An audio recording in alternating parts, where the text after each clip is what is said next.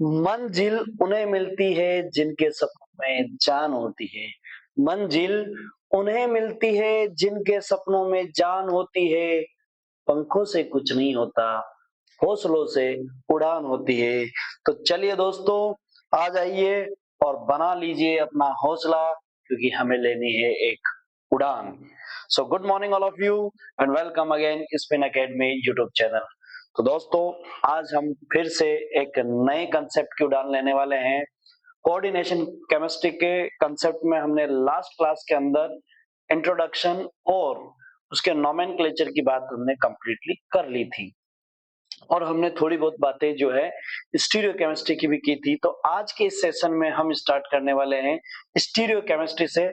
और मैं माफी चाहूंगा क्योंकि पिछले वीडियो में लास्ट में स्टीरियो केमिस्ट्री में वॉइस चली गई थी टेक्निकल प्रॉब्लम की वजह से, लेकिन उन सारी चीजों को आज हम क्लियर करते हुए चलेंगे, क्योंकि हम स्टार्ट ही कहाँ से कर रहे हैं, स्टीरियो केमिस्ट्री के इंट्रोडक्शन से ही स्टार्ट कर रहे हैं। ओके, तो चलते हैं, स्टार्ट करें। पहले क्या क्या पढ़ा हमने उस पर बात कर लेते हैं। तो भाई देखो, अभी तक हमने जो है जो जो चीजें कवर की है उसकी अगर अपन बात करें तो हमने फर्स्ट में क्या क्या नॉर्मल इंट्रोडक्शन की हमने बात की थी, है ना। नॉर्मल इंट्रोडक्शन की हमने बात कर ली थी। इंट्रोडक्शन में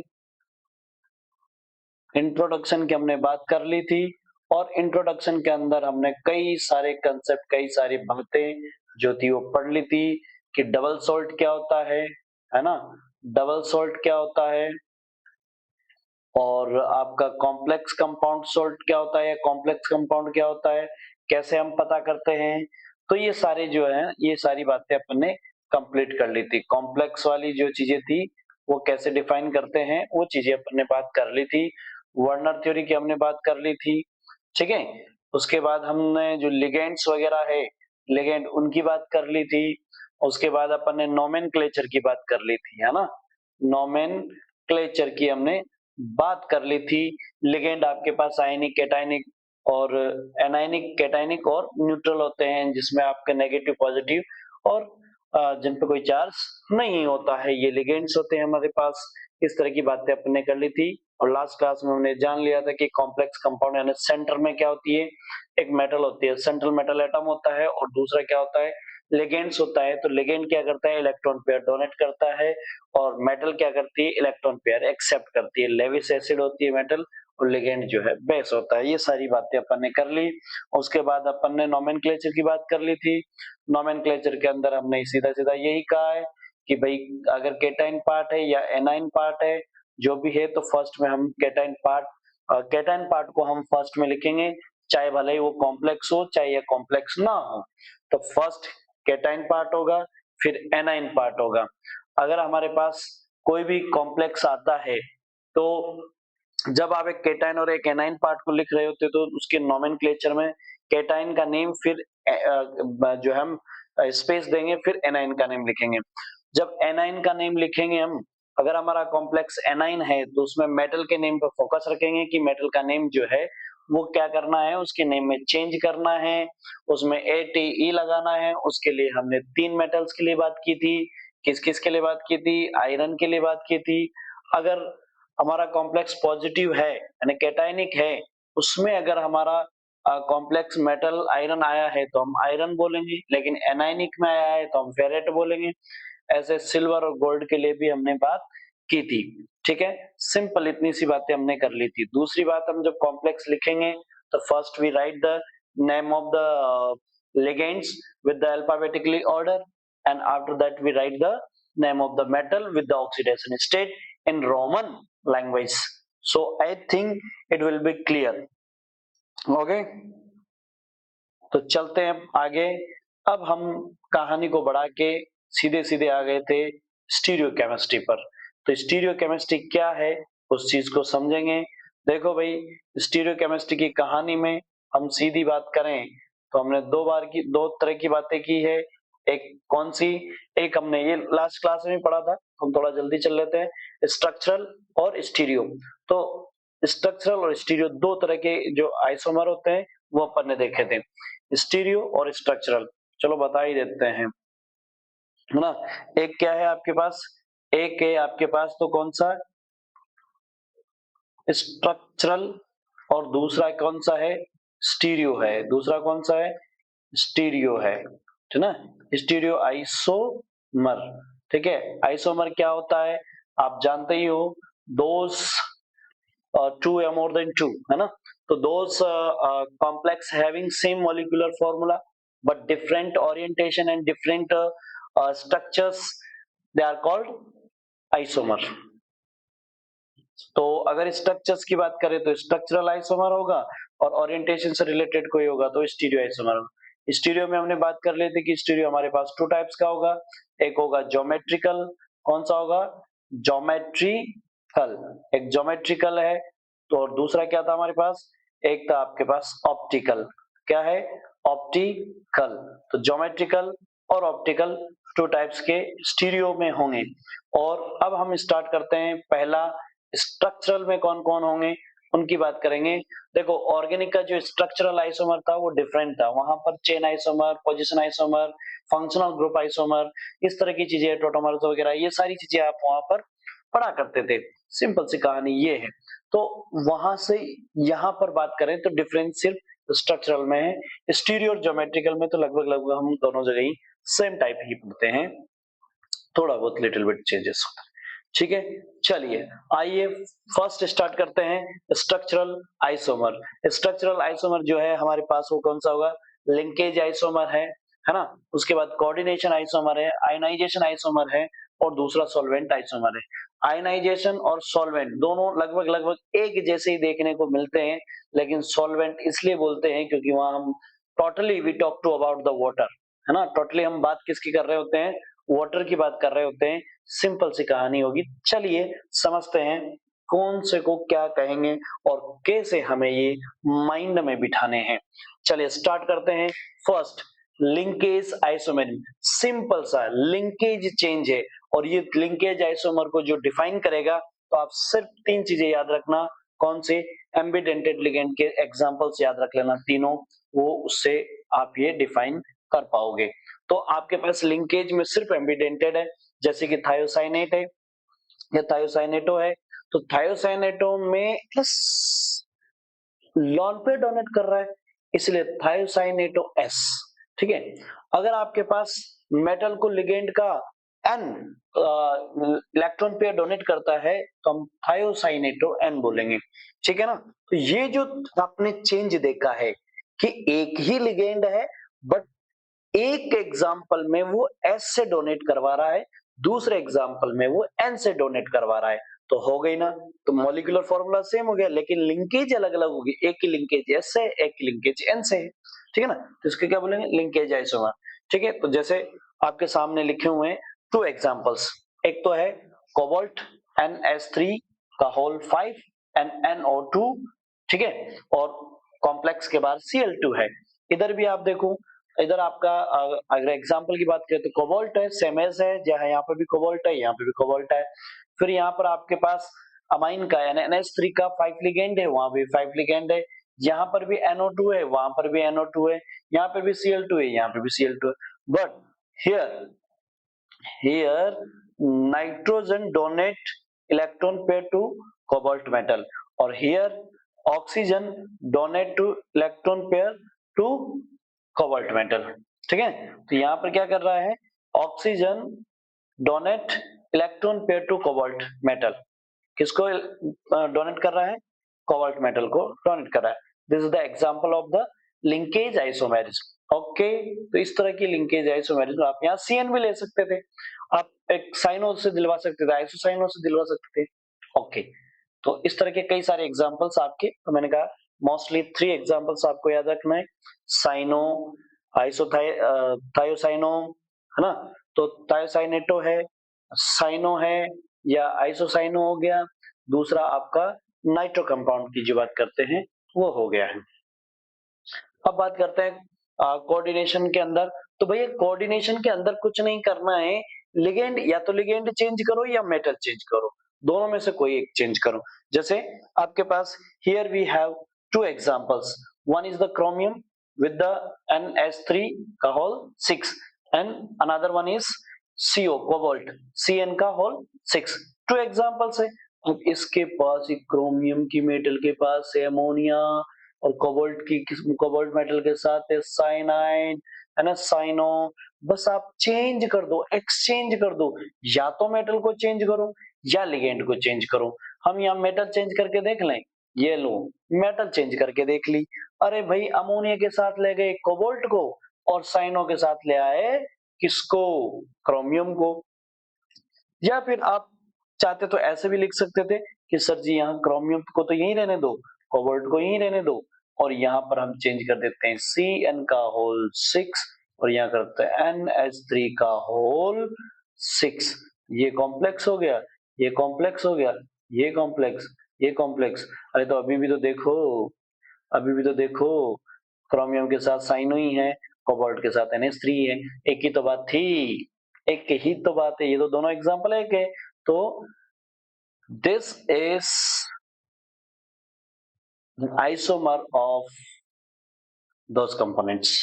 ओके, चलें आगे। तो बस सीधी सी कहानी है कि आपने उसके कोऑर्डिनेशन को ही चेंज कर दिया है ना। यहां पर क्या कर दिया, लिगेंड के कोऑर्डिनेशंस को ही चेंज कर दिया है। तो अपन क्या बोल देंगे इसको, कोऑर्डिनेशन आइसोमेरिज्म। चलें आगे। चलिए आयोनाइजेशन आइसोमेरिज्म। अरे बस आयन का एक्सचेंज होगा, क्या होगा, आयंस का एक्सचेंज होगा। आउटर आयन इनर होगा, इनर आयन आउटर हो जाएगा। सिंपल कहानी है, डिस्प्लेस हो गया। देखो Br बाहर था, अंदर चला गया, अंदर सल्फेट था और वो बाहर आ गया, है ना।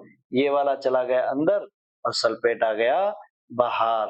तो इनके जो फॉर्मूलाज है वो तो सेम टू सेम है ना। और इस टाइप के जो आइसोमर होगा उसको क्या बोलेंगे, आयोनाइजेशन आइसोमर्स।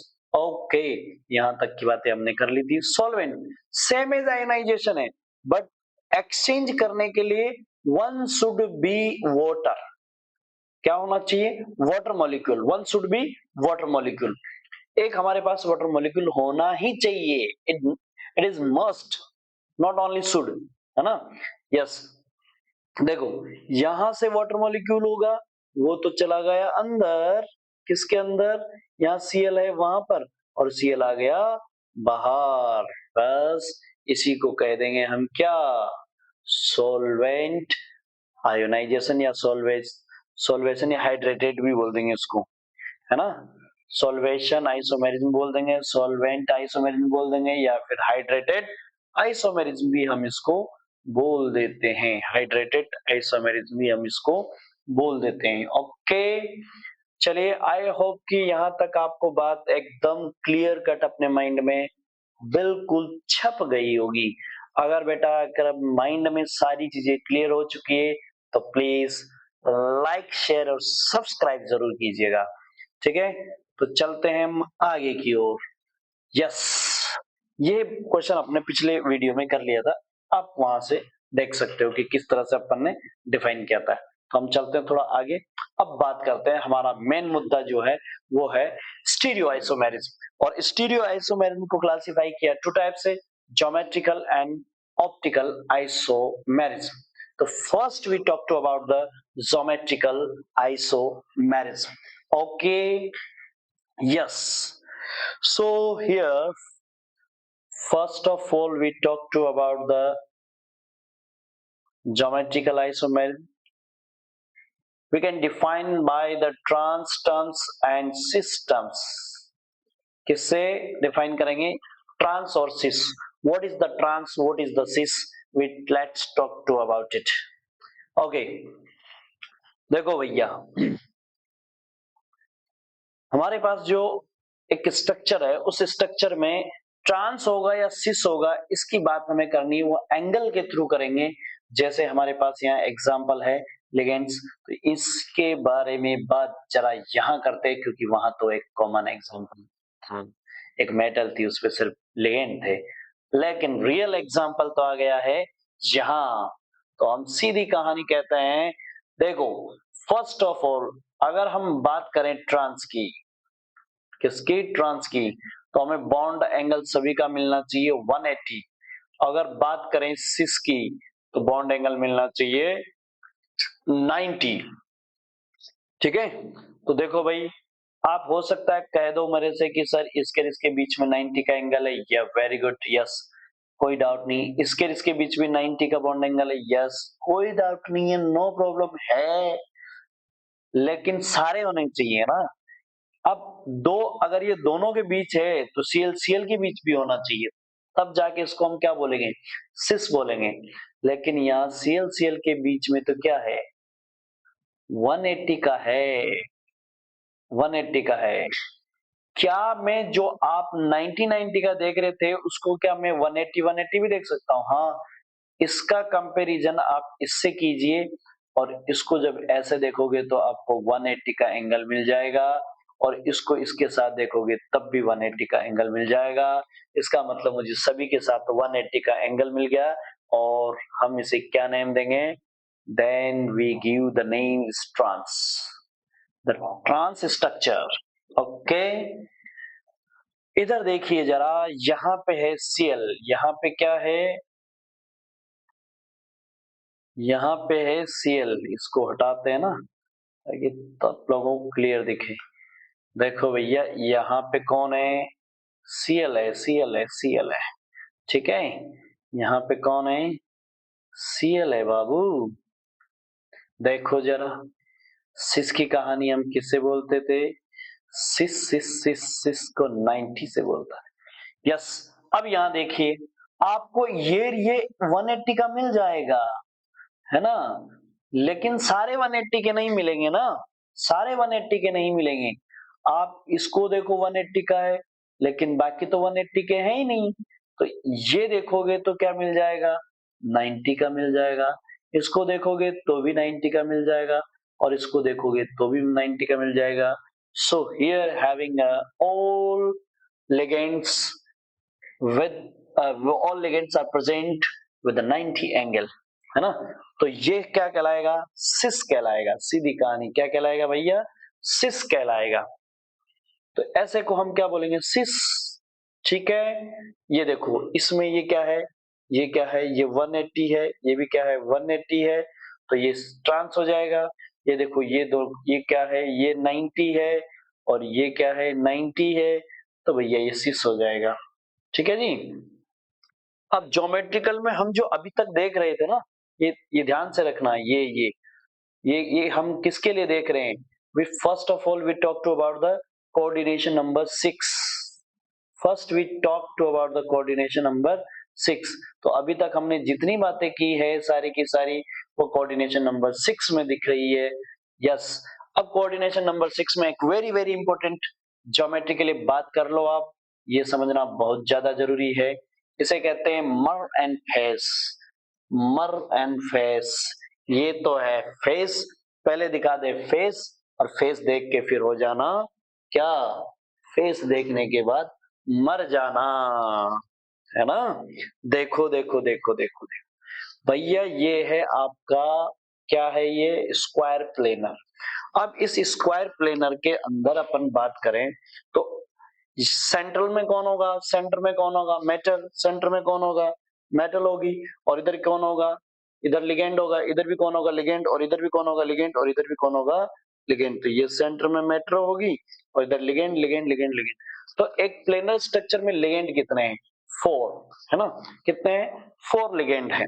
उसके अलावा एक लिगेंड यहाँ और एक लिगेंड नीचे, तो एक लिगेंड लगा दिया हमने नीचे और एक लगा दिया हमने ऊपर, ये वाली स्ट्रक्चर है ना, ऐसे।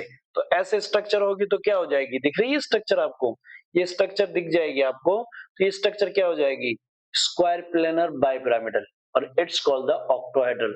तो ऑक्टाहेड्रल ज्योमेट्री ऐसी होती है, लेकिन इसकी शेप कैसी हो जाएगी, स्क्वायर प्लेनर बाइपिरामिडल। कैसी होगी, बाइपिरामिडल। पिरामिडल कैसे, ये वाला जो हिस्सा है ना, ये वाला हिस्सा इस पेन के टॉप पॉइंट को मैच करो, यानी किसके साथ मिलाओगे, ये जो बुक है ना इसके साथ, इसके कॉर्नर के साथ मिलाओ, तो ऊपर अगर सारों को ऐसे मिलाओगे तो आपको एक पिरामिड दिखेगा, है ना, स्क्वायर प्लेनर पिरामिड दिखेगा, ठीक है ना। ऐसे ही नीचे भी एक पिरामिड दिखेगा, तो ये आपका ऑक्टाहेड्रल है। अब इस ऑक्टाहेड्रल में क्या कर रहे हो आप, ध्यान से सुनो, यहाँ पे ऊपर है तो आप 3 आइडेंटिकल, फर्स्ट ऑफ ऑल ये दिखेगा किसमें वो भी तो देखो, ये किस में दिखेगा? ये दिखेगा आपको, आपका कॉम्प्लेक्स कैसा होना चाहिए, MA3 और B3, और वो भी कैसे, मोनोडेंटेड। ये A कैसा है, मोनोडेंटेड, B भी कैसा है, मोनोडेंटेड। और A3 का मतलब है कि 3 लिगेंड्स आइडेंटिकल है और अदर 3 लिगेंड्स भी आइडेंटिकल है, आपस में एक जैसे हैं, 3 एक जैसे और 3 एक जैसे, ठीक है ना। अब देखो 3 एक जैसे हैं तो एक ये और ये दिख रहा है, ये और ये तीनों एक जैसे हैं। तीनों एक जैसे तो मिला दो इनको, यहां से मिलाओगे किससे, अगर यहां से मैं मिलाने लगा तीनों को, इस तरह से मिलाने लगा तो ऐसे मिला दूंगा, तो यहां से यहां मिलाओ, यहां से यहां मिलाओ और यहां मिलाओ, तो आपको एक फेस नजर आ रहा होगा, ट्रायंगल फेस। ये आ रहा है ना, ये एक ट्रायंगल फेस नजर आ रहा है। अब इधर भी देखो, इधर इधर ये दोनों बच गए और नीचे का एक बच गया, तो इसको इसको इन दोनों को जो है नीचे वाला जो है उससे मिला दो, ऐसे करके मिला दोगे तो नीचे भी आपको एक ट्रायंगल फेस मिल जाएगा, इस तरह से ट्रायंगुलर फेस मिल जाएगा। तो एक ट्रायंगुलर फेस इधर से दिखेगा, एक ट्रायंगुलर फेस इधर से दिखेगा, इसको बोलते हैं, जब फेस दिख रहा है तो ये आपके सामने क्या हो जाएगा, फेस ही हो जाएगा, फेस आइसोमर हो जाएगा, है ना, फेशियल आइसोमर हो जाएगा। जैसे अपन बात करें कि ये जो है 3 इसको मिला दो और इस टॉप वाले को इससे भी मिला दो और इस टॉप वाले को इससे भी मिला दो, है ना, तो ये 3 ट्रायंगल फेस मिल गया, यहाँ पर बन रहा है ना, ट्रायंगल फेस मिल रहा है, तो ये बन गया यहाँ पर। अब ऐसे ही आपके सामने ये है कि आपने क्या किया, इसको भी मिला दिया और फिर इसको, इस वाले को नीचे इधर डाउन पे इसको मिलाया और इसको मिलाया, तो एक ट्रायंगल फेस जो है वो नीचे की तरफ है, एक ऊपर की तरफ, मर फेस की कहानी होगी, मतलब फेस की कहानी फेशियल की हो गई। ऐसे ही हम एक और अरेंजमेंट देखते हैं कि आप क्या करो, अब जो आपने ये बनाया है इस तरह का, उसमें क्या किया आपने कि 3 को है ना, इस पहले 2 ही रखा था, 2 ये वाले थे जिसको ऊपर वाले से मिलाए, वो 2 ये वाले थे जिसको नीचे वाले से मिलाए। अब क्या करना है, तीनों आइडेंटिकल है ना, देखो पहले 3 आइडेंटिकल कहाँ थे, एक यहाँ एक यहाँ एक यहाँ, ये तीनों आइडेंटिकल है, और दूसरे 3 आइडेंटिकल कहाँ रखे हुए हैं, एक यहाँ एक यहाँ एक यहाँ, ऐसे, तो ऐसे 3 यहाँ नीचे और ऐसे 3 इधर ऊपर की तरफ मिला दो, तो ये तो हो गए फेशियल। लेकिन मर की बात करें तो अपने तीनों के तीनों आइडेंटिकल यहीं रख दिए स्क्वायर में, एक यहाँ एक यहाँ एक यहाँ, एक यहाँ एक यहाँ एक यहाँ, तो ये यहाँ से मिलाओ इनको, ऐसे ऐसे ऐसे, तो ट्रायंगल हो गया, तो एक ट्रायंगल तो यहाँ हो गया। दूसरा देखो, एक इस टॉप पे रखा है, एक इस बॉटम पे रखा और एक यहाँ है, तो इस टॉप वाले को इस बॉटम से मिलाओ और इस बॉटम को इस नीचे मिलाओ, तो यहाँ पर एक ट्रायंगल नहीं दिखा आपको ये, तो यहाँ से पूरा का पूरा ऐसे ट्रायंगल यूं यूं है, यूं चला गया, यूं है, यूं चला गया, तो एक पूरा ट्रायंगल यूं आएगा, है ना, यूं यूं जो ट्रायंगल है ये वाला ऐसे आएगा, और एक ट्रायंगल ऐसे आएगा जो यूं है। ऐसे दोनों ट्रायंगल आके ऐसे भिड़ रहे हैं, मर रहे हैं आपस में, 2 ट्रायंगल आके इस तरह से दोनों ट्रायंगल को आप ऐसे बीच में से काटो, ऐसे काटोगे तो मर जाएगा ये, तो ये क्या हो गया, मर फेस, है ना, मर हो जाएगा मर। तो एक मर है एक फेस है, एक मर है एक फेस है, एक फेस इधर से देखेगा एक फेस इधर से देखेगा, ये तो फेशियल है, और एक जो है आपका, क्या बोल रहे हो आप, एक ट्रायंगल यूं है और एक ट्रायंगल यूं है ना, मतलब यूं है और यूं है, तो ये मर हो जाएगा, ठीक है ना, तो मेरीडोनियल हो जाएगा, फेशियल और मेरीडोनियल। आगे बात समझ में क्लियर कट है, फेशियल और मेरीडोनियल, ओके, इसे मर फेस बोलते हैं। चलिए अब बात करते हैं हम किसकी, कोऑर्डिनेशन नंबर 4 की। अब कोऑर्डिनेशन नंबर 4 में देखो, तो कोऑर्डिनेशन नंबर 4 में एक तो स्क्वायर प्लेनर होता है, एक टेट्राहेड्रल होता है, तो आपके पास भैया एग्जांपल आ चुका है, कौन सा, पीटी का, किसका, पीटी प्लेटिनम वाला। तो प्लेटिनम का जो वाला एग्जांपल है ना, ये याद रखना, इसकी ज्योमेट्री कैसी होगी, इसकी ज्योमेट्री स्क्वायर प्लेनर होगी, कैसी होगी, स्क्वायर प्लेनर होगी, ध्यान रखना है। एग्जांपल आपसे ज्योमेट्री पूछ लेता है सीधा कि ये पीटी NH3 और Cl, NH3 का 2 और Cl का 2, ये जो है इसका ज्योमेट्री क्या है, तो ज्योमेट्री कैसा है, स्क्वायर प्लेनर है, क्या है, स्क्वायर प्लेनर है। और ये कैसा है, सिस, दो एक तरफ दो एक तरफ, सिस और ट्रांस दोनों हो सकते हैं ना, सिस और ट्रांस दोनों हो सकते हैं।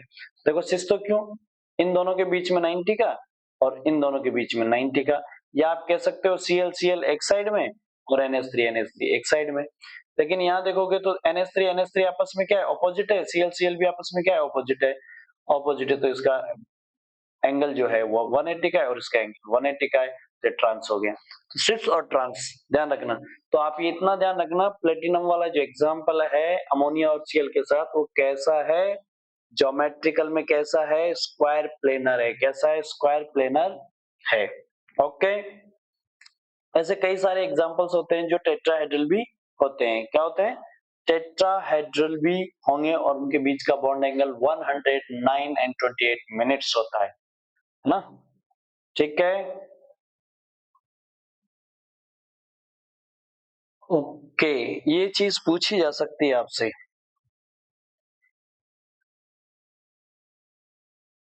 देखो, geometrical isomer is not possible किसके अंदर, टेट्राहेड्रल के अंदर। क्यों, क्योंकि because all angles are tetrahedral complex are equal, सारे एक जैसे होते हैं, है ना। तो यहां पर ये चीज पॉसिबल नहीं है। दूसरी बात, अगर आपसे क्वेश्चन पूछा जाए स्ट्रक्चरल स्टेबिलिटी की, स्टेबिलिटी है ना, किसी कंपाउंड के कोऑर्डिनेशन नंबर 4 में स्ट्रक्चरल स्टेबिलिटी की बात करें कोऑर्डिनेशन नंबर 4 में, तो बेटा वो टेट्राहेड्रल है। और इलेक्ट्रॉनिक स्टेबिलिटी की बात करें, किसकी, इलेक्ट्रॉनिक इलेक्ट्रॉनिक स्टेबिलिटी की बात करें, तो फिर वो स्क्वायर प्लेनर है। यानी इलेक्ट्रॉनिक स्टेबिलिटी में स्क्वायर प्लेनर जो है वो मोर स्टेबल है टेट्राहेड्रल से। और स्ट्रक्चरल स्टेबिलिटी के अंदर बात करें तो tetrahedral is more stable square planar. ध्यान रखना वर्ड्स का, है ना। This is the very very very important. ठीक है ना, आपसे क्वेश्चन पूछ लेगा डायरेक्ट एमसीक्यूज वगैरह में।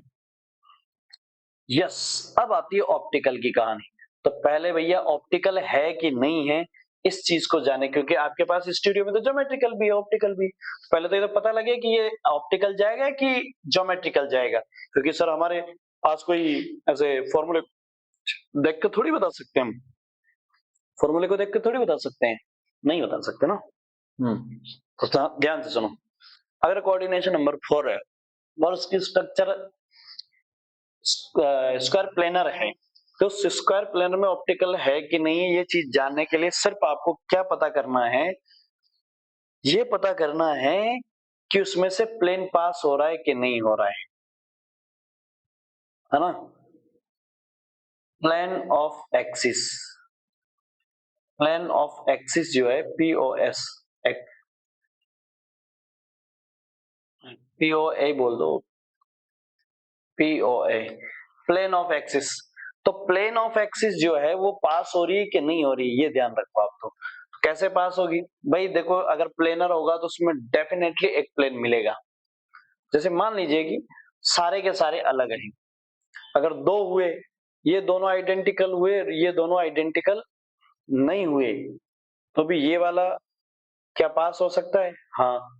ये दोनों आइडेंटिकल है, ये दोनों आइडेंटिकल है, ये दोनों अलग है, ये दोनों अलग है, तो इससे ये वाला पास हो जाएगा, इससे ये रिफ्लेक्ट करेगा, इससे ये रिफ्लेक्ट करेगा, ठीक है ना। तो ये मिल गया, लेकिन सारे अलग अलग हैं, सारे के सारे अलग है, ये भी अलग, ये भी अलग, ये भी अलग, ये भी अलग। ये ए है, बी है, सी है, डी है। अगर ए बी सी डी है तो इसमें से ये वाला प्लेन पास नहीं होगा। क्यों, क्योंकि इधर ए तो इधर बी है, या बी है तो ए है, लेकिन ए और बी आपस में रिफ्लेक्ट का मिरर इमेज तो दिखता नहीं है क्योंकि अलग अलग है। अगर हम काटें तो जो इधर है वो इधर दिखना चाहिए, मिरर इमेज जैसा दिखना चाहिए प्लेन काटने में। ऐसे प्लेन लगाऊं अगर मैं यहाँ, जैसे मान लीजिए मैंने यहाँ मिरर लगा दिया, तो इधर ए दिख रहा है तो मिरर में आपको ऐसे जाता हुआ दिखेगा, तो ऐसे रियल में भी होना चाहिए। तो ऐसे मैं लगा रहा हूँ तो इधर ए दिख रहा है तो इधर भी ए है तो प्लेन पास हो जाएगा। अगर इधर बी है और मैंने यहाँ लगाया प्लेन, तो इधर भी बी होना चाहिए तब तो प्लेन पास हो जाएगा, लेकिन इधर बी और इधर सी है तो प्लेन पास नहीं होगा। लेकिन अगर मैं ये वाला लगाऊं तो ये तो हमेशा मिलेगा। क्यों, क्योंकि मॉलिक्यूल एक स्पेरिकल होता है, तो ये स्पेरिकल है, ये स्पेरिकल है, ये स्पेरिकल है, और ये भी क्या है, स्पेरिकल है, ठीक है ना। तो अगर ये स्पेरिकल है तो एक स्पेरिकल बॉल को कट करो तो आपको वो स्पेरिकल स्पेरिकल पार्ट का हाफ उसके हाफ को रिफ्लेक्ट करता है। एक एप्पल को अगर आपने, या यूं बोलो कि अगर आपने एक बॉल को यहां से काट दिया ऐसे ऐसे, तो इसका ये आधा जो पार्ट है वो रिफ्लेक्ट करेगा इस आधे पार्ट को, करेगा कि नहीं करेगा? करेगा ना। ये बात सुनिए ना, कटा हुआ पार्ट जो एप्पल का है, वो जिधर का पार्ट कटा हुआ है वो दूसरे वाले पार्ट को एक जैसे ही होंगे, रिफ्लेक्ट करेंगे। यस, तो हमेशा स्पेरिकल होता है, तो अगर इसे काटोगे तो ये भी स्पेरिकल, ये भी स्पेरिकल, ये भी स्पेरिकल, ये भी स्पेरिकल। यू काटोगे तो इसका आधा इसको रिफ्लेक्ट करेगा, इसका आधा इसको रिफ्लेक्ट करेगा। इसका मतलब प्लेनर में हमेशा एक प्लेन डेफिनेटली होगा, ये वाला। तो वो जिंदगी में कभी क्या नहीं हो सकता, ऑप्टिकल नहीं हो सकता, वो ज्योमेट्रिकल ही होगा। ठीक है ना, वो ऑप्टिकल नहीं हो सकता। अगर प्लेन पास नहीं होगा किसी से तो फिर वो ऑप्टिकल होगा। जैसे टेट्राहेड्रल लगा दो और सारे के सारे अलग लगा दो, तो फिर आप प्लेन लगा के देख लो, नहीं लगेगा, पास ही नहीं होगा। अगर ये सारे के सारे पेन मैंने अलग ले लिए, ये सारे के सारे पेन मैंने अलग ले लिए, तो क्या ये पास होगा? यहां से इसको कट करूंगा तो ये दोनों आपस में रिफ्लेक्ट ही नहीं कर पाएंगे। अगर मैं यहां से इन दोनों को कट करूं, इन दोनों को, तो ये तो आपस में रिफ्लेक्ट कर देगा, क्योंकि इसका आधा इसको रिफ्लेक्ट करेगा, इसका आधा इसको रिफ्लेक्ट करेगा, बीच वाले का आधा भी बीच वाले को रिफ्लेक्ट करेगा। लेकिन ये दोनों तो अलग है, तो यहां से यहां तक तो चला जाएगा, लेकिन यहां से पूरा पूरा प्लेन पास नहीं होगा ना, तो ये कभी नहीं हो सकता, है ना। तो ये हमेशा फिर क्या होगा, ऑप्टिकल एक्टिव होगा। क्या होगा? ऑप्टिकल एक्टिव होगा। तो टेट्राहेड्रल के अंदर क्या सारे अलग हैं, सारे अलग हैं, तो वो क्या होगा, ऑप्टिकल एक्टिव हो सकता है, लेकिन ज्योमेट्रिकल नहीं होगा। ठीक है, ये ऑप्टिकल एक्टिव हो भी सकता है और नहीं भी, लेकिन ज्योमेट्रिकल नहीं बताएगा। चलिए, तो आ जाइए ऑप्टिकल पे। प्लेन देखना है हमें और कुछ नहीं है।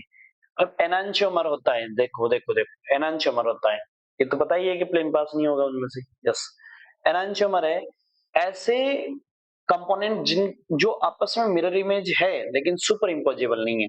जैसे ये हाफ, ये हाफ जो है, ये हैंड जो है, ये हाफ मान लीजिए, क्योंकि हाफ इधर है ना, दोनों को हो गए एक।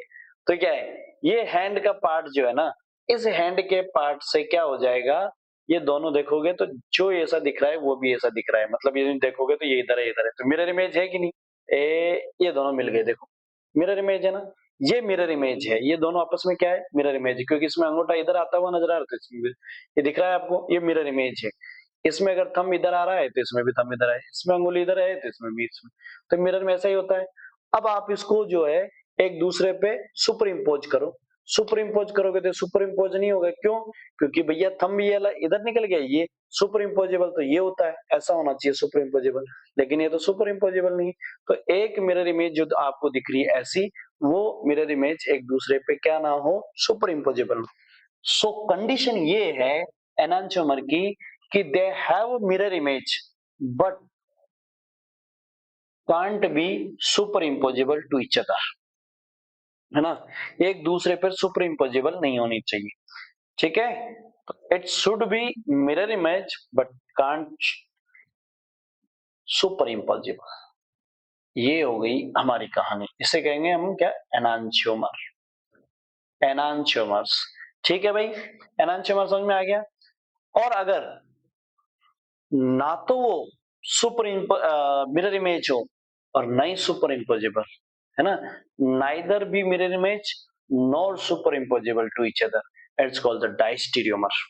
क्या कहेंगे उसको, डायस्टीरियोमर, है ना। तो ऑर्गेनिक में पढ़ते हैं डायस्टीरियोमर। कायरल मॉलिक्यूल्स, कायरल क्या है, एक मॉलिक्यूल से कनेक्टेड जितने भी एटम्स है दे आर डिफरेंट, सारे के सारे अलग अलग हैं, इट्स कॉल्ड द कायरलिटी। ठीक है भाई, ये प्लेन वाली बात ऑप्टिकल एक्टिव कंपाउंड है कि नहीं है इस चीज को। तो लेफ्ट है लियो, राइट है डेक्स्ट्रो, बायोमोलिक्यूल में भी अपन लोगों ने बात की थी, है ना। चलिए, ये कहानी है, देखो मिरर इमेज देखो इसकी, ये आपस में मिरर इमेज है, ये इसका मिरर इमेज है, देखो इसमें ई एन इधर जाता हुआ नजर है, इसमें भी इधर। तो ध्यान रखना एग्जाम्पल किसका है, ये पूछ लेगा आपसे।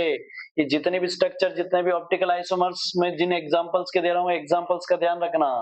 आपने PT PT PT PT N H three का होल ट्वाइस Cl2, इसके अंदर कौन सी ज्योमेट्री देखी थी, स्क्वायर प्लेनर में क्या देखा था, सिस एंड ट्रांस। ऐसे अपन क्या कर रहे हैं, कोबाल्ट के साथ इथाइलिन डायमाइन देख रहे हैं। इथाइलिन डायमाइन कितने, 3, क्योंकि 3 इथाइलिन डायमाइन होंगे, क्योंकि एक डायमाइन जो है इथाइलिन डायमाइन कैसी डेंसिटी होती है, 2 ना, दो, एक में ही 2 है, तो 3 में कितने हो गए, 6।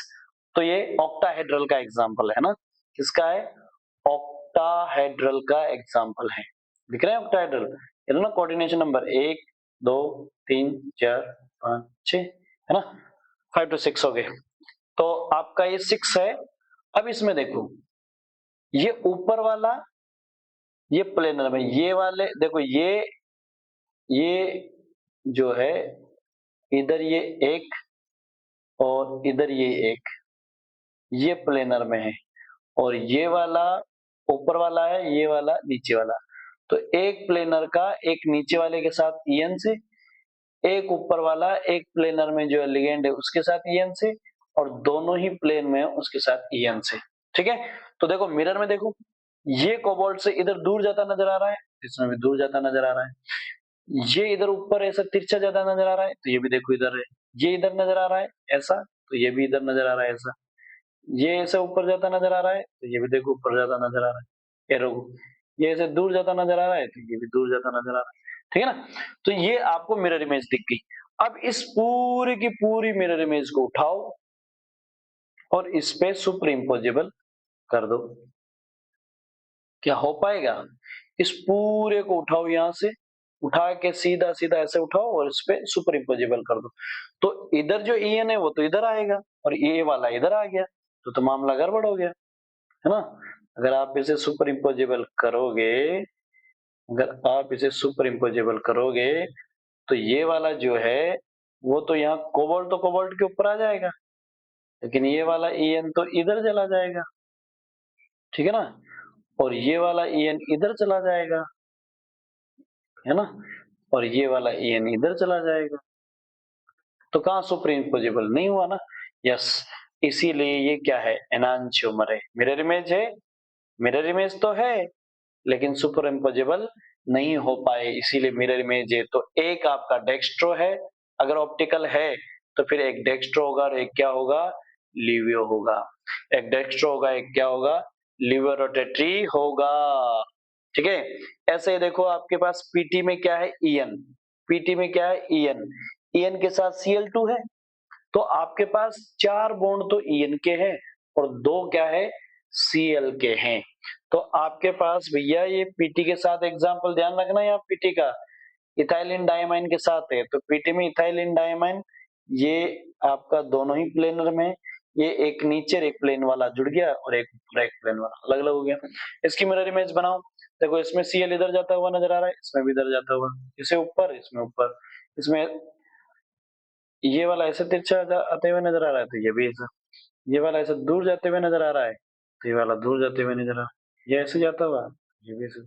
तो मिरर इमेज है कि नहीं है, अब इसे उठा के सुपर इम्पोजिबल करो, नहीं हो पाएगी, क्योंकि ईएन जो है वो यहाँ आ जाएगी, है ना, तो नहीं सुपर इम्पोजिबल होगी। तो ये भी क्या है, एनांशियोमर है, ये भी क्या है, एनांशियोमर है। ठीक है ना, तो 2 एग्जांपल एनांशियोमर के देख लिया आपने, है ना। और ये ट्रांसिस भी शो कर देगा आराम से, है ना, याद रखना, ये ट्रांस और सिस भी शो करता है, बाकी ऑप्टिकल प्लेन नहीं पास होगा। ओहो, प्लेन कैसे पास करोगे, देखो ये Cl है, ये Cl है, ठीक है ना, ये Cl है, ये Cl है, इधर En, इधर नीचे वाला, इधर En है। अब लगाओ प्लेन, कहाँ काटोगे, इधर लगाओ, इधर लगाओ, ऊपर Cl है तो नीचे En है, नहीं कटेगा, आधा पार्ट है वो भी En का। ये वाला लगाओ तब भी नहीं कटेगा, ये वाला लगाओ तो ये वाला En तो कट जाएगा, लेकिन इधर Cl है तो इधर En है, नहीं कटेगा, प्लेन पास हो ही नहीं सकता। ठीक है, इसीलिए ऑप्टिकल एक्टिव है। तो अभी तक हमने स्टीरियो में, स्ट्रक्चरल में हमने लिंकेज वगैरह सारे पढ़ लिए, स्टीरियो में भी हमने ये पढ़ लिए हैं, डेक्स्ट्रो वगैरह, है ना। तो ये हमारा जो है ऑप्टिकल आइसोमर है, उनकी बात की हमने, ज्योमेट्रिकल की बात की है, तो आइसोमर अपने हो गए हेनिस। ठीक है, draw the structure of optical isomer. तो भैया ऑप्टिकल आइसोमर है, उनकी स्ट्रक्चर ड्रॉ करनी है, ऑप्टिकल की करनी है। तो कोबाल्ट है, देखो तो कोबाल्ट की स्ट्रक्चर आप बनाओगे तो ये बन गई कोबाल्ट, क्योंकि कोबाल्ट के साथ कौन है, कोबाल्ट के साथ है आपका C C double bond O O double bond O O, और ये कोबाल्ट मेटल को क्या देगा, लिगेंड है इस तरह से, है ना। तो ये भी डेंटेड है, ये कार्बन की चेन है इस तरह से, ठीक है ना, ये भी कार्बन की। तो जैसा आपने ईएन का बनाया ना वैसे इसका बन जाएगा, क्योंकि ईएन भी क्या है, बाइडेंटेड है, डाइडेंटेड या बाइडेंटेड बोल लो। ऐसे ही अपना जो है ऑक्सो क्या है, ऑक्सो भी तो बाइडेंटेड ही है, तो सेम वैसा ही मिरर इमेज। तो ईएन और ऑक्सो दो एग्जांपल हो गए आपके सामने कोबाल्ट के साथ, है ना। ऐसे आपने ये तो पीटी वाला ही तो बना ही लिया था आपने, है ना, ईएन का Cl2 के साथ ही बनाया था ना, ये हो गया। ये देखो आपका फिर एग्जांपल देखो, तो याद रखना कोबाल्ट के साथ ईएन का थ्राइस, ये एग्जांपल हो गया। कोबाल्ट के साथ C2O4 का होल थ्राइस, ये एग्जांपल हो गया, ठीक है। दूसरा आ गया आपका पीटी, पीटी के साथ ईएन का होल 2 तो Cl2, है ना, ये वाले एग्जांपल्स। फिर आ गया आपका क्रोमियम, क्रोमियम के साथ देखो आपने एक ईएन लिया है, 2 Cl है और 2 NH2 है, तो आपके सामने ये वाले लिगेंड तो ये हो गए और ये दो लिगेंड है, दो लिगेंड है। अब इसमें प्लेन पास करो, क्या प्लेन पास हो जाएगा, तो भैया अगर अगर NH3 ऊपर होता, ये होता ये Cr, यहाँ होता NH3, नीचे भी होता NH3, इधर भी होता Cl और इधर भी होता Cl और इधर होता आपका N और E होता, तब तो पास हो जाता। कहां से पास होता, यहां से पास होता। देखो Cl को Cl रिफ्लेक्ट हो जाएगा, है ना, और या Cl को Cl रिफ्लेक्ट मत करो, Cl को काटो आधा, ऐसे काटो, ऐसे ऐसे ऐसे, ये वाला ये वाला। तो देखो Cl का आधा पार्ट Cl को रिफ्लेक्ट करेगा, इस Cl का आधा पार्ट इस आधे Cl को रिफ्लेक्ट करेगा, क्रोमियम का आधा पार्ट क्रोमियम को रिफ्लेक्ट करेगा, यहाँ पर En जो है वो आधा En को रिफ्लेक्ट करेगा, और ये वाला NH3 कंप्लीट इस NH3 को रिफ्लेक्ट करेगा आधा, ये वाला प्लेन लगता। तो यहाँ तो फिर ये ऑप्टिकल एक्टिव नहीं है, ये ऑप्टिकल एक्टिव नहीं है। या दोनों Cl को ऊपर रख दो, दोनों को इधर रख दो तो नहीं है, लेकिन इसमें लगा के देखो, इसमें नहीं लगा पाओगे। अगर आपने ये वाला लगाया है तो ऊपर Cl है नीचे NH3, नहीं रिफ्लेक्ट होगा। अगर ये लगाया है तो भी नहीं होगा। अगर आपने बीच में से लगाया तो इधर Cl है तो इधर NH3 है, ठीक है, तब भी रिफ्लेक्ट नहीं होगा। बीच वाले दोनों कट जाएंगे लेकिन ये रिफ्लेक्ट नहीं हो पाएंगे। तो ये ऑप्टिकल एक्टिव है और इनकी होगी मिरर इमेज, और ऑप्टिकल होगा तो उसकी मिरर इमेज बन जाएगी। मिरर इमेज होगा तो डायस्टीरियो एनांशियोमर में से कोई एक होगा, तो भैया ये तो मिरर इमेज बन गई तो एनांशियोमर होगा, है ना। लो the isomer geometrical and optical. अब देखो भाई आपके सामने COCl2 और En है, ठीक है ना, इधर कोबाल्ट के साथ NH3Cl En है, अभी जस्ट बनाई है आपने, ठीक है। तो ये सारी की सारी आपको बनानी है, और ज्योमेट्रिकल बनानी है तो ज्योमेट्रिकल में क्या कर दोगे, बस प्लेन पास हो जाना चाहिए, देखो इसमें से प्लेन पास हो जाएगा, ये इसमें से आप प्लेन पास हो जाएगा, ऊपर का Cl और नीचे का Cl हाफ रिफ्लेक्ट हो जाएगा। भाई दोनों En इधर है तो ये कट जाएगा, एक Cl ऊपर एक नीचे, तो ये वाला प्लेन लगाओगे तो दोनों ही आपस में कट जाएंगे, ऊपर का Cl नीचे के Cl को रिफ्लेक्ट कर देगा, है ना।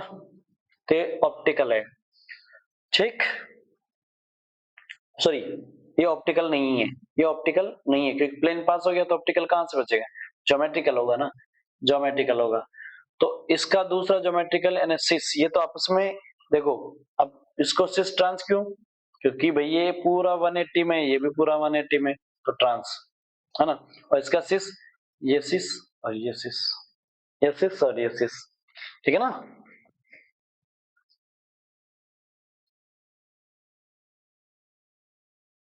तो देखो ये दूसरा आपका है इसी का, कोबाल्ट का, किसका, कोबाल्ट का En के साथ। तो कोबाल्ट को अगर आपने ऐसे अरेंजमेंट दिया, ऐसे अरेंजमेंट दिया तो ये आपका सिस और ट्रांस भी बन गया।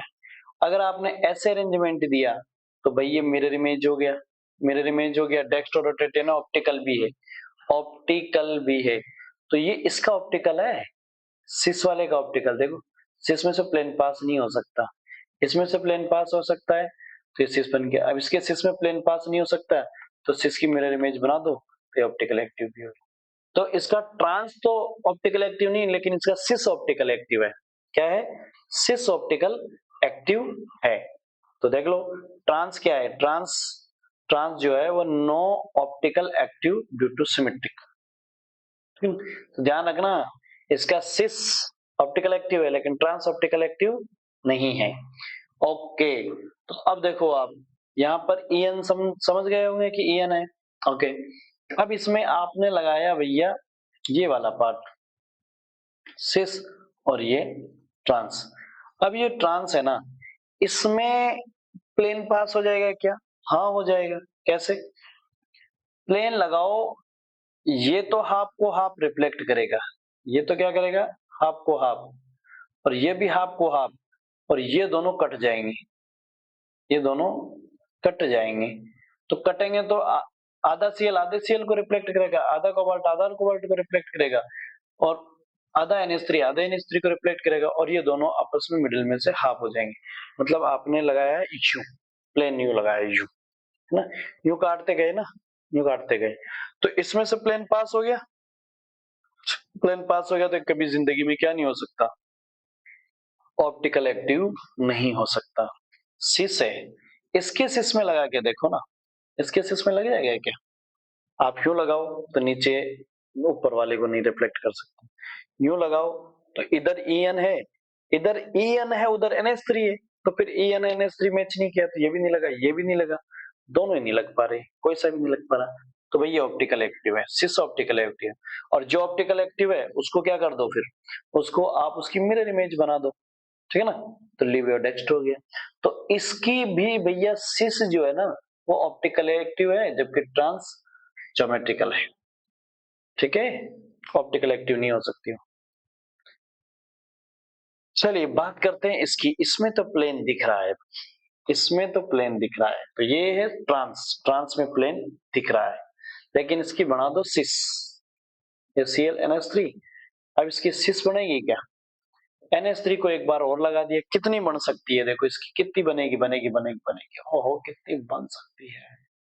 कोबाल्ट के साथ EN को एक जगह पे रख दिया, EN को एक जगह पे रख दिया, आपने ClCl ट्रांस में कर दिया और NH3 सिस में कर दिया, फिर एक बार ClCl सिस में कर दिया और NH3 ट्रांस में कर दिया, तो यहाँ Cl ट्रांस में, यहाँ NH3 ट्रांस में, फिर और भी बन जाएगी इसकी।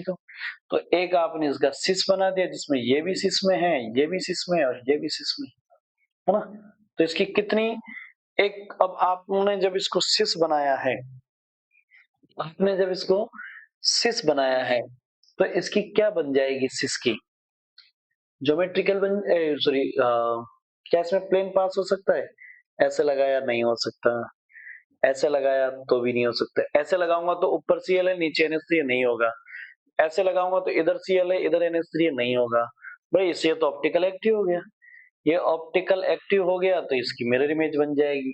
तो पहले तो कहानी ये है कि इसके ज्योमेट्रिकल कितने बने, 3, है ना, और इसके फिर ऑप्टिकल कितने बन गए, 2, टोटल कितने हो गए, 5, है ना, टोटल कितने हो गए, 5, ठीक है ना। तो ये हो गए आपके, ये नंबर भी पूछ सकता है आपसे, ध्यान रखना नंबर पूछता है किसके, आइसोमर्स के, ज्योमेट्रिकल आइसोमर्स कितने हैं और ऑप्टिकल आइसोमर्स कितने हैं, ये ध्यान रखना यहाँ पर, है ना। जैसे यहाँ पर देखो, यहाँ ज्योमेट्रिकल कितने थे, 2 थे, सिस और ट्रांस, ठीक, और इसके फिर ऑप्टिकल कितने हैं, 2, तो टोटल कितने हो गए, 4, ठीक है ना, टोटल कितने हो गए, 4।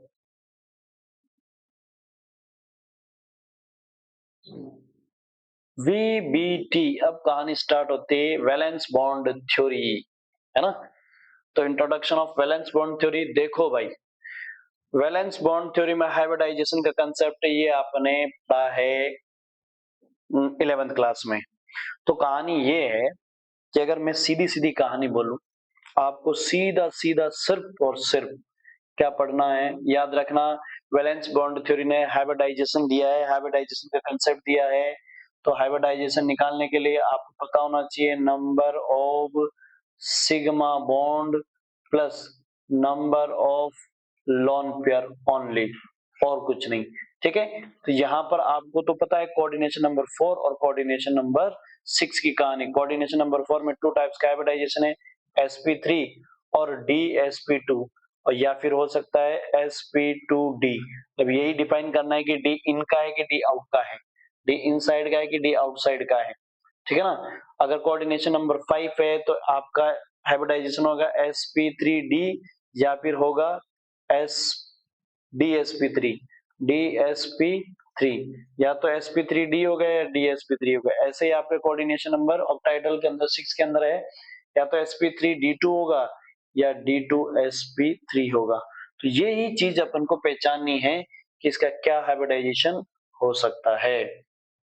ठीक है, तो ऑक्टाहेड्रल कॉम्प्लेक्स में inner orbital complex and outer orbital complex, यानी कि D2 है तो इनर है, और sp3d2 है तो आउटर है।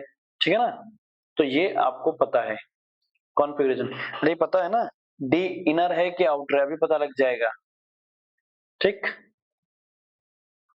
देखो डायमैग्नेटिक की कहानी है, पैरामैग्नेटिक की कहानी क्या है, किस तरह से होगी, ये सारी चीजें अपन समझेंगे। पिछले क्लास में हमने डाया पैरा इन सब के बारे में बात की थी।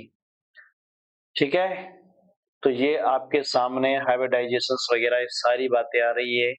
अब मैं तुम्हें सारे कंसेप्ट की जड़ से मुक्त करता हूं और पूरे कंसेप्ट पे आता हूं एकदम क्लियर कट, क्योंकि कंसेप्ट है बड़े ही काम का। ठीक है ना, तो देखो भाई,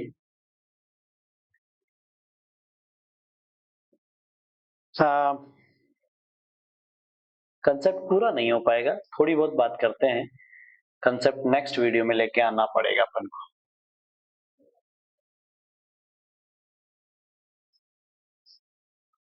देखो कंसेप्ट की कहानी जरा ऐसे है कि आपको कोऑर्डिनेशन नंबर 4 हो या कोऑर्डिनेशन नंबर 6 हो, कोऑर्डिनेशन नंबर 4 होगा या फिर कोऑर्डिनेशन नंबर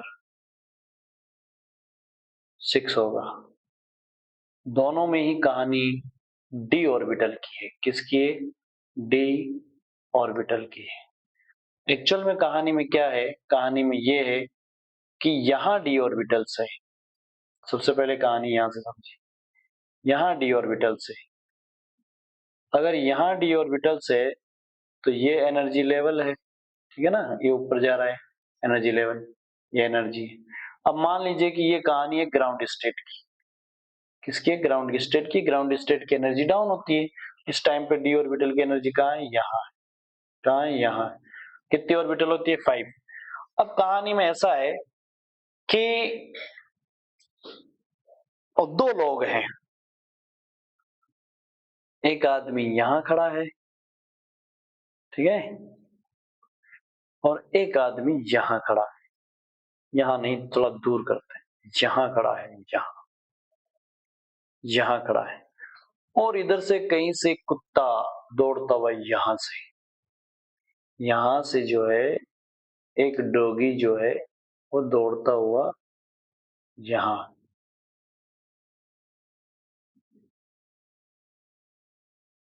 हाँ हाँ, दौड़ता हुआ आ रहा है। ठीक है ना, हाँ जैसा भी बना है, एक एक डॉगी जो है वो दौड़ता हुआ आ रहा है। ठीक है, किसकी तरफ? इनकी तरफ, दोनों की तरफ। तो जब दूर से कोई दौड़ता हुआ आता है ना, तब ऐसा लगता है दोनों को, दोनों दूर दूर है, इसको भी क्या लगेगा? डॉगी मेरी तरफ आ रहा है। एक पागल कुत्ता बड़ी दूर से अपनी तरफ दौड़ता हुआ आ रहा है, तो इसको भी क्या लग रहा है? ओहो हो, कुत्ता मेरी तरफ आ रहा है। इसको भी क्या लग रहा है? ओहो, कुत्ता मेरी तरफ आ रहा है, मुझे खाएगा। तो दोनों ही जो है भागने के लिए रेडी हो गए, दोनों ही क्या हो गए? भागने के लिए रेडी हो गए। तो ऐसे ही डी ऑर्बिटल में जब लिगेंड आता है तो सारी की सारी ऑर्बिटल्स को लगता है कि मेरी तरफ आ रहा है, मेरी तरफ आ रहा है, इसीलिए सबकी सब एनर्जी बढ़ा लेगी। तो पहले तो डी ऑर्बिटल ने बढ़ा ली अपनी एनर्जी, और एनर्जी बढ़ा के पहुंच गई जहां, कहां पहुंच गई, यहां। अभी तक कहानी जहां तक पहुंची, इसे बोलेंगे एक्साइटेड। तो भैया वो दौड़ने के लिए एक्साइट हो गया, दौड़ने के लिए एक्साइट हो गया। अब पागल कुत्तों को देखा और दोनों दूर है, दोनों को दूर से लग रहा है कि भैया हमारी तरफ एक्साइट हो गए दौड़ने के लिए, कि बस मेरी तरफ आ रहा है। तो दोनों ही क्या हो गए, एक्साइट हो गए दौड़ने के लिए। लेकिन जैसे ही वो नजदीक आया, पहला फोर्स, फर्स्ट फोर्स, इसे कहते हैं प्राइमरी फोर्स। जब दूर से आते हुए लग रहा है प्राइमरी फोर्स। जब कुत्ता नजदीक आया तो पता लगा कि भाई यार ये मेरी तरफ नहीं है, तो उसकी तरफ दौड़ रहा है, उसकी तरफ जा रहा है, क्योंकि पास आने से डायरेक्शन पता लग जाती है ना कि किसकी तरफ आ रहा होगा। तो ये तो पता लगा कि यार मेरी तरफ नहीं, उसकी तरफ आ रहा है, उसकी तरफ आ रहा है। तो जिसकी तरफ नहीं आ रहा वो तो करेगा एकदम रिलैक्स, है गॉड बचा लिया, आज मेरी तरफ नहीं आया, उसकी तरफ गया है। तो ये क्या होगा, रिलैक्स हो जाएगा। तो अपनी एनर्जी जो एक्साइट करके बढ़ाई थी ना, उसको डाउन कर देगा, रिलीज कर देगा, छोड़ देगा, रिलीज कर देगा। फिर दूसरा क्या करेगा, उसी एनर्जी को यूज करके और फास्ट दौड़ना स्टार्ट करेगा। तो जैसे ही नजदीक आता है ना, सेकेंडरी फोर्स लगता है, तो भैया ये यहां हो जाती है स्प्लिट। 3 तो चली गई नीचे और 2 चली गई ऊपर। मतलब जो 3 नीचे गई है, उसने क्या किया, इस लेवल से एनर्जी डाउन कर दिया। तो देखो इसकी एनर्जी कहां थी, इसकी एनर्जी यहां थी, और अब ये कहां आ गई, ये यहां आ गई, ये कहां आ गई, यहां आ गई, ठीक है। और इसकी एनर्जी यहाँ है, और इसकी इसकी एनर्जी कहां चली गई, ऊपर चली गई, दिख रहे हैं। इसको बोलते हैं T2G। और ये क्यों हो रहा है, जब लिगेंड आएगा ना किसी मेटल के पास, जब लिगेंड आएगा तब ये कहानी होती है, तब ये कहानी होती है। इलेक्ट्रॉन पेयर देने जब आएगा इसको, तब ये कहानी होती है। इसका मतलब है जो डी ऑर्बिटल एक्साइट हुई थी ना, वो स्प्लिट हो जाती है। क्या हो जाती है, स्प्लिट हो जाती है, और स्प्लिट होके टूट जाती है। और इसके बीच के पॉइंट को बोलते हैं बेरी सूडो रोटेशन। क्या बोलते हैं, बेरी सूडो रोटेशन। तो ये T2G है, वो EG है। और T2G और EG के बीच का जो गैप है ना, अगर ये ऑक्टाहेड्रल में है तो इसको बोलेंगे डेल। और ऑक्टाहेड्रल है मतलब कोऑर्डिनेशन नंबर 6 की बात करेंगे अगर, तो ये डेल O होगा। और कोऑर्डिनेशन नंबर 4 की बात करेंगे तो डेल्टा T होगा, ठीक है ना। तो अभी फिलहाल तो कोऑर्डिनेशन नंबर किसकी बात कर रहे हैं, 6 की, क्योंकि ये डायग्राम कोऑर्डिनेशन नंबर 6 में बनता है, इसीलिए यहाँ पर ये डेल O होगा। तो समझ में आई। अगर ये कहानी तो किसके लिए है, ये कहानी तो है कोऑर्डिनेशन नंबर 6 के लिए। लेकिन कहानी मुझे अगर कोऑर्डिनेशन नंबर 4 में बतानी हो, तो वही वाली बात कि कोऑर्डिनेशन नंबर 4 में जो ऑर्बिटल्स है वो एक्साइट होगी, यहां पहुंचेगी, और यहां पहुंच के क्या कर जाएगी, 3 2 5, 1 2 3 4 5, यहाँ की स्प्लिट हो जाएगी सेम वैसी। लेकिन अगर कोऑर्डिनेशन नंबर 4 है तो नीचे 2, ऊपर 3 चली जाएगी। कितनी चली जाएगी, 3। यानी T2G गई ऊपर, EG गई नीचे। वेरी गुड, बात समझ में आ गई। ओके, तो भैया ये कहानी, ये डायग्राम बनेगा किसमें, कोऑर्डिनेशन नंबर 4 के अंदर। किसमें बनेगा, कोऑर्डिनेशन नंबर 4 के अंदर। और इसके जो बीच का गैप है उसको बोलेंगे डेल्टा, हाँ, डेल टेट्राहेड्रल, है ना। ये स्प्लिटिंग एनर्जी। तो कहानी क्या है वो भी समझिएगा जरा। आपको इतनी बात समझ में आ गई क्या, कि किसमें कौन सा डायग्राम बनेगा और किसमें कौन सा डायग्राम बनेगा, आ गई ना बात समझ में। तो T2G EG की कहानी ये समझ में आ गई है। ओके, अब मैं कहानी को थोड़ा और बढ़ाता हूं। देखो तो कहानी में ऐसा है, इसके लिए अपन, है ना, ये स्क्रीनशॉट कर लेना, इसको लिख लेना आप लोग, है ना। स्क्रीनशॉट ले लो फटाफट से, चलते हैं आगे। मैं हटा देता हूँ इसको, पूरी कहानी को। यस, तो देखो आपने इतना बोला कि कोऑर्डिनेशन नंबर, पहले कोऑर्डिनेशन नंबर 6 को देख लो। कोऑर्डिनेशन नंबर 6 के अंदर क्या होता है, कि जो ऑर्बिटल्स है वह स्प्लिट हो गई और स्प्लिट होके एक यहाँ और एक यहाँ, यानी ये गई 3 में T2G में और ये गई EG में। किसमें गई? EG में। तो ये T2G है और ये EG है, ठीक है ना। और ग्राउंड स्टेट वाली यहाँ है ही आपकी, ग्राउंड स्टेट वाली यहाँ है और ये एक्साइटेड स्टेट वाली। तो पहले तो ये ध्यान रख लेना, आपसे एक क्वेश्चन तो यहाँ ये पूछा जा सकता है इसका एनर्जी ऑर्डर। तो सबसे ज्यादा एनर्जी किसकी होती है? किसके अंदर? कोऑर्डिनेशन नंबर 6 के अंदर की बात हो रही है ऑक्टाहेड्रल में। सबसे ज्यादा एनर्जी होती है Eg की। फिर किसकी होती है? एक्साइटेड स्टेट की। फिर किसकी होती है? T2G की। फिर किसकी होती है? ग्राउंड स्टेट की। ये एनर्जी का ऑर्डर है, ये पूछा जा सकता है आपसे, ध्यान रखना कि एनर्जी का ऑर्डर बताइए, है ना, किसमें? ऑक्टाहेड्रल में। और अगर आपको बात करनी हो टेट्राहेड्रल के अंदर, तो सबसे ऊपर कौन होता है? T2G। फिर कौन होगा? Excited state energy. फिर कौन होगा? Eg। फिर कौन होगा? Ground state. ये किसमें होगी? ये किसमें होगी आपकी? टेट्राहेड्रल के अंदर। तो ये एनर्जी समझ ली, ओके। अब देखो भाई, ये डेलो है, डेलो है। तो यहाँ पे जो एनर्जी है ना, वो कितनी रिलीज हुई? 3 की एनर्जी रिलीज हुई, जो कि इसको मिली, इसको मिली, इसको, इसको मिली है ना। तो इन्होंने तो एनर्जी क्या कर दी है? रिलीज कर दी ना। इन्होंने तो एनर्जी क्या कर दी है? रिलीज कर दी। और कितने को दी है? इन्होंने एनर्जी कितने को दे दी? 2 को दी है, तो 2/5। और इन्होंने कितने से लिए? 3 से, 3/5। 2/5, 3/5 रिलीज की माइनस, और ये प्लस, माइनस और प्लस, ठीक है। तो ये आपको इस बात का ध्यान रखना है कि यहाँ पर इनकी वैल्यू क्या होगी? 2/5, 3/5, 2/5, 3/5 रिलीज हो गई, क्योंकि डाउन हुई ना एक्साइटेड स्टेट से, इसलिए। अब सुनो, इतनी बात समझ में आ गई? तो अब सुनो, तो मैं सीधे सीधे कहानी लेके आ रहा हूँ, एकदम सारी कहानी हटा के सीधे ला रहा हूँ। अगर भैया मैं ये कहूं कि कोई लिगेंड है, वो लिगेंड स्ट्रॉन्ग होगा कि वीक होगा, कहानी यहां होगी, लिगेंड के ऊपर डिपेंड करेगी। इसके ऊपर, लिगेंड। अगर लिगेंड हुआ स्ट्रॉन्ग, क्या हुआ? स्ट्रॉन्ग।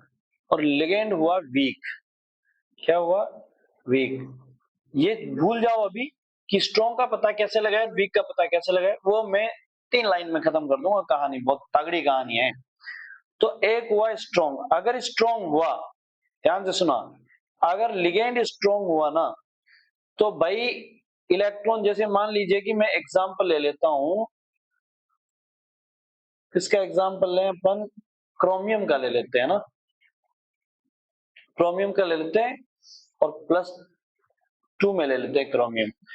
तो क्रोमियम का होता है 3d5 4s1, लेकिन हमें लिखना है किसका? +2 का, तो ये भी चला जाएगा और एक इसमें से चला जाएगा, तो कितना बच जाएगा? 3d4। मतलब डी में कितने बच गए? 4। तो डी में अगर 4 बचे हैं, डी में अगर कितने बचे हैं? 4। तो भाई अगर डी में 4 बचे तो 1 2 3 4, 4 बचे हैं। अब ये 4 को आप भेजोगे, तो देखो कहानी सुनो, अब जो कहानी मैं बोल रहा हूं वो सुनो। अगर आपके पास लिगेंड आए स्ट्रॉन्ग, तब तो आप ऐसे फिल करोगे 1 2 3 और वापिस यहीं से स्टार्ट करोगे, क्योंकि ऊपर नहीं जाएगा। अगर लिगेंड आया वीक, अगर लिगेंड क्या आया? वीक, तो आप फिल करोगे ऐसे। कैसे करोगे? ऐसे फिल करोगे। किनको? इन्हीं को, इन्हीं की बात कर रहा हूं मैं। 1 2 3 और 4 ऐसे फिल करोगे। तो इसको बोलते हैं, अगर स्ट्रॉन्ग लिगेंड आया तो इसको क्या क्या बोलेंगे? लोअर एनर्जी है ना, ये हायर एनर्जी है, लोअर एनर्जी है, तो इलेक्ट्रॉन कहां गया? लोअर एनर्जी में गया, तो लो स्पिन बोलेंगे। क्या बोलेंगे? लो स्पिन। और अब वीक आया, अगर वीक आया वीक लिगेंड आया तो इलेक्ट्रॉन ऊपर चला गया, इसको क्या बोलेंगे? High spin. क्या बोलेंगे? High spin. तो लो स्पिन और हाई स्पिन की कहानी समझ में आ गई, क्लियर है कि लो स्पिन क्या है, हाई स्पिन क्या है? Okay, yes. तो आपको ये पता करना है कि स्ट्रॉन्ग है कि वीक लिगेंड है, बस ये पता करो। अब अगर लो स्पिन है तो भैया ये यहां चला जाएगा इसमें, तो आपको ऊपर देखो खाली ऑर्बिटल मिली कि नहीं मिली? मिल गई। यहाँ पे देखो, यहाँ एक खाली है, इससे क्या फर्क पड़ रहा है? इससे ये पड़ रहा है अगर वीक लिगेंड आया तो खाली ऑर्बिटल कितनी दिख रही है? 1। और अगर स्ट्रॉन्ग आया तो कितनी खाली हो गई? 2। मतलब पहले यहाँ कितनी खाली थी? 1 थी, अभी भी कितनी है? 1 की 1 है वीक में तो। लेकिन अगर स्ट्रॉन्ग आया तो पहले 1 थी, अब 2 हो गई। मतलब स्ट्रॉन्ग लिगेंड अंदर वाली डी को क्या करवा देता है? खाली करवा देता है, पेयरिंग करके खाली करवा देता है। ये फर्क पड़ रहा है। तो देखो भाई, कहानी में यही ट्विस्ट है, यही चीज है। जब आप ये लिख रहे होंगे ना, ये डी है 3D, ये है 4s,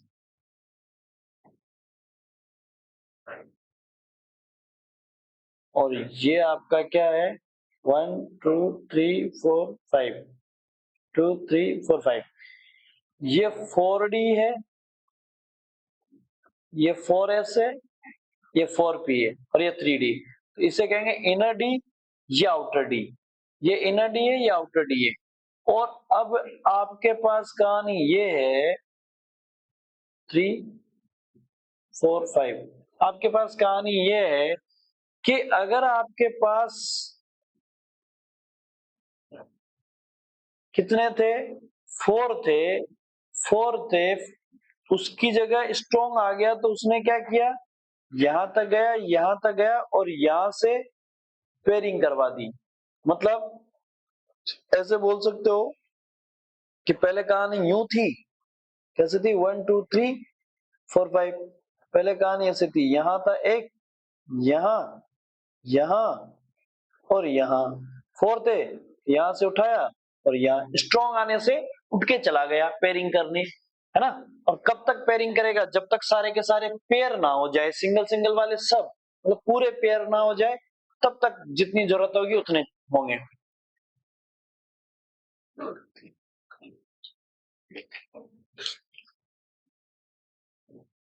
ठीक है? तो भाई देखो, यहाँ पेयर होने से क्या हो गया? सॉरी फॉर दैट, ये 2 खाली मिल गए। तो अब हाइब्रिडाइजेशन में ये वाली अंदर की डी खाली वो, और ये एस और ये पी, तीनों जाएगी। मतलब 2 अंदर की डी, एस, और तीनों पी, ये जाएगी तो D2sp3। 2 तो डी की, एक एस की और 3 पी की, तो हाइब्रिडाइजेशन क्या हो जाएगा? D2sp3 हो जाएगा। तो समझ में आया कि D2sp3 कैसे होगा? अगर मान लीजिए कि ये कब हुआ? जब स्ट्रॉन्ग लिगेंड आया तब अंदर की डी ले पाया। लेकिन अगर वीक लिगेंड आता तो ये पेयरिंग नहीं होती। पेयरिंग नहीं होती तो ऑक्टा कोऑर्डिनेशन नंबर 6 के अंदर तो कितने ऑर्बिटल चाहिए? 6 ना। तो देखो, 2 तो डी के, एक एस का, 3 पी का, तो कितना हो गया? 6 ऑर्बिटल हो गए खाली। 6 ऑर्बिटल चाहिए, 6 कोऑर्डिनेशन नंबर 6 के लिए। अब उसे डी 2 ही चाहिए, एक नहीं चाहिए। लेकिन यहाँ तो अगर ये वीक वाला आता तब तो एक ही ऑर्बिटल खाली मिलती, तो उसको एक नहीं चाहिए, चाहिए तो डी दोनों चाहिए और एक जैसी चाहिए। तो इधर की नहीं, फिर इधर की छोड़ देगा, फिर कहाँ की लेगा वो? आउटर की लेगा। तो फिर हाइब्रिडाइजेशन बन जाता है sp3d2। तो ये अगर ऐसा है तो स्ट्रॉन्ग में तो कहानी हो गई ये वाली। लेकिन अगर वीक कहानी होती, वीक लिगेंड होता, वीक लिगेंड होता, तो वो क्या करता? 1 2 3 4 5, 1 2 3 4 5। अच्छा, 5 नहीं है ना अपने पास, 4 थे। 5 नहीं है ना, 4 थे, तो ये 4, ठीक है ना? 4 इलेक्ट्रॉन फिल हो गए। और ये हो गया आपका S, और ये हो गया आपका P, और ये हो गया आपके बाहर का D। 1 2 3 4 5। तो अब ये वाली डी नहीं लेगा, ये क्या लेगा? ये वाली डी लेगा। ये तो ऑलरेडी खाली है ही बाहर की, तो क्या हो गया? sp3d2। तो देखो वीक लिगेंड होने से आउटर डी लेगा तो हाइब्रिडाइजेशन sp3d2 और स्ट्रॉन्ग लिगेंड होगा तो हाइब्रिडाइजेशन क्या होगा d2sp3। तो देखो स्ट्रॉन्ग होने से लो स्पिन हुआ, स्ट्रॉन्ग होने से d2sp3 हुआ, है ना। अगर ऑलरेडी दोनों खाली मिल रही है, चाहे वीक हो चाहे स्ट्रॉन्ग हो, ऑलरेडी दोनों खाली मिल रही है ना, उसको बिना पेयरिंग के ही खाली मिल रही है, इनिशियल स्टेज से ही खाली मिल रही है, तब तो वो और उसमें कोई स्ट्रॉन्ग और वीक की जरूरत ही नहीं है क्योंकि वो अंदर की डी लेगा जब तक खाली है, ठीक है ना। तो आपको दोनों बातें समझ में आ गई ना, स्ट्रॉन्ग और वीक। तो स्ट्रॉन्ग और वीक से क्या हो गया कि अगर भैया स्ट्रॉन्ग लिगेंड हो तो लो स्पिन होगा और अंदर की डी होगा तो हाइब्रिडाइजेशन d2sp3 होगा। अगर वीक लिगेंड हुआ तो हाई स्पिन होगा और अंदर की डी नहीं लेके बाहर की डी लेगा। इसकी वजह से देखो, इसकी वजह से अनपेड इलेक्ट्रॉन भी चेंज होंगे, यहाँ अनपेड इलेक्ट्रॉन 2 है, यहाँ अनपेड इलेक्ट्रॉन 4 है, यहाँ अनपेड इलेक्ट्रॉन कितने हैं, अनपेड इलेक्ट्रॉन 4 है, जबकि यहाँ अनपेड इलेक्ट्रॉन कितने दिख रहे हैं, 2 दिख रहे हैं, है ना। तो चेंज आया कि नहीं आया, आया। इससे क्या होगा, मैग्नेटिक मोमेंट पे फर्क पड़ेगा, होगा ना। तो ये चीजें आपसे पूछेगा, तो आपको तो मेन कहानी क्या समझ में आनी चाहिए कि स्ट्रॉन्ग लिगेंड वीक लिगेंड बता दो, आप तो सारी कहानी समझ में आ जाएगी हमें, है ना। स्ट्रॉन्ग लिगेंड और वीक लिगेंड बता दो, सारी कहानी समझ में आ जाएगी।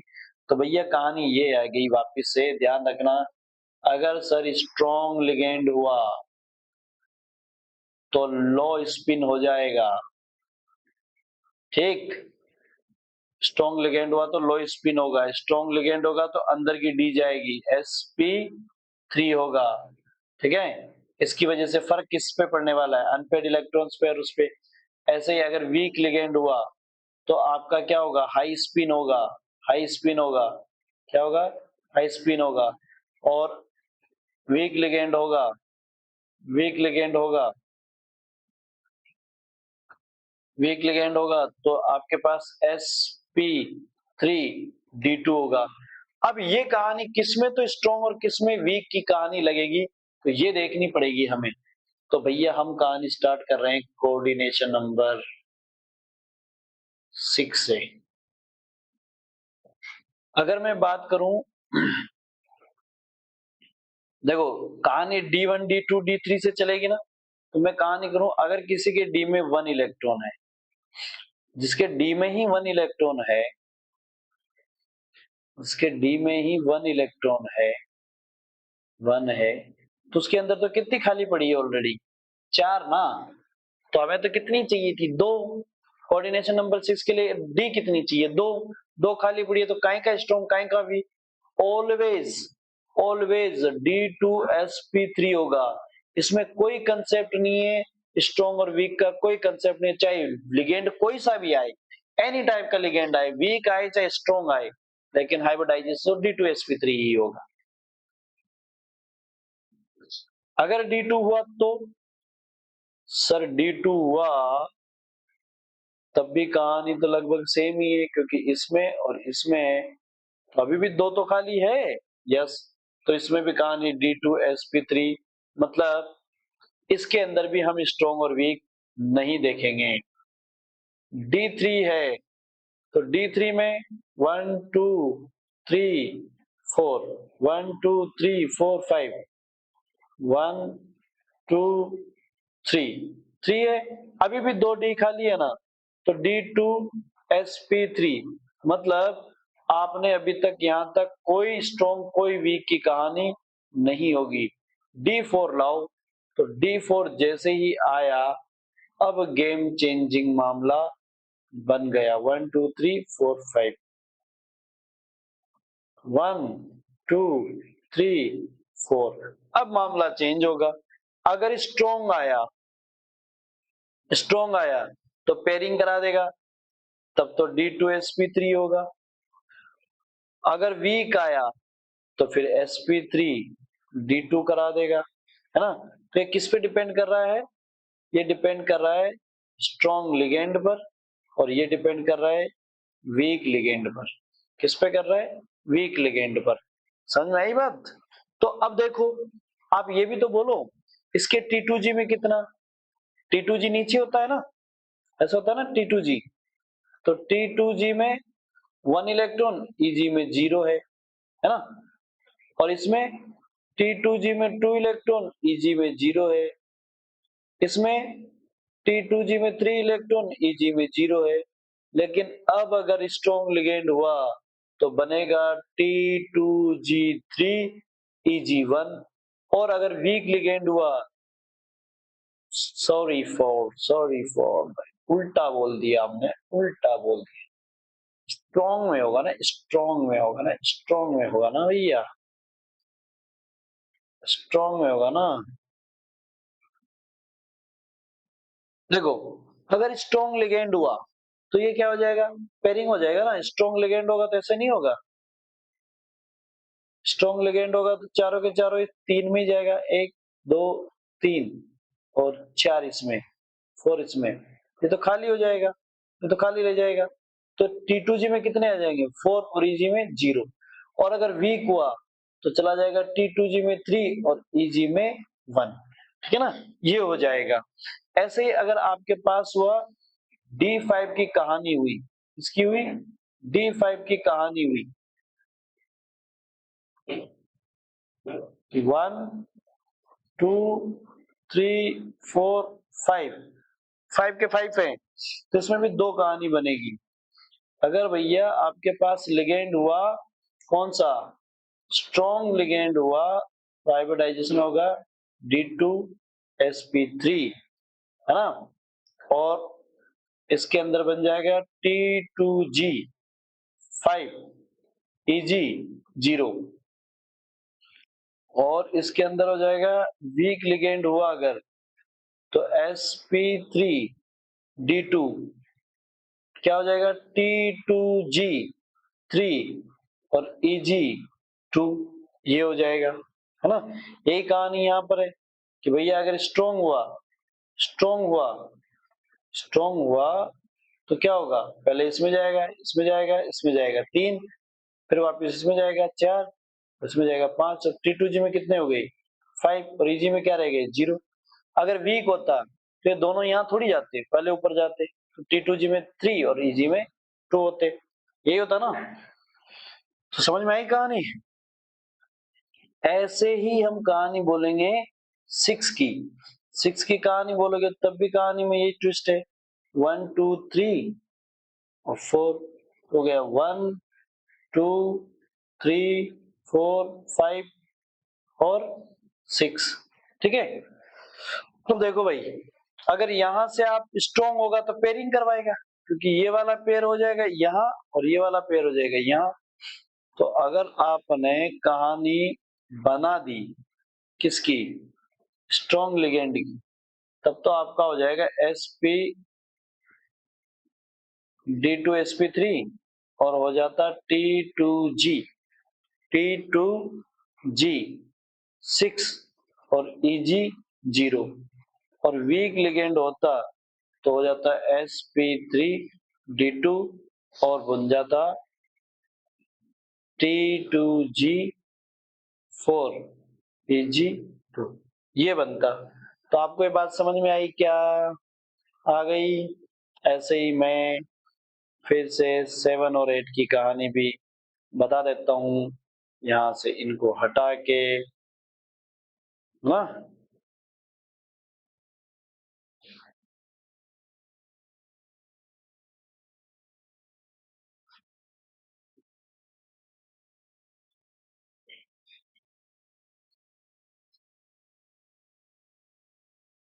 ओके,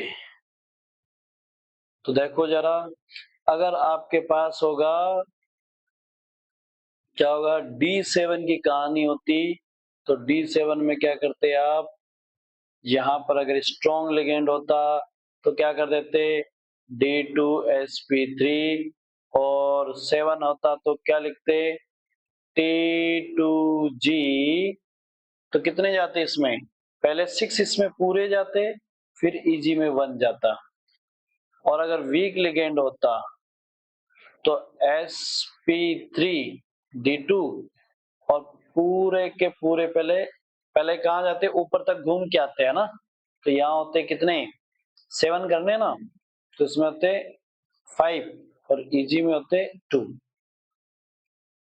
और D8 की कहानी में क्या होता, D8 में स्ट्रॉन्ग लिगेंड और week ligand, strong ligand weak ligand.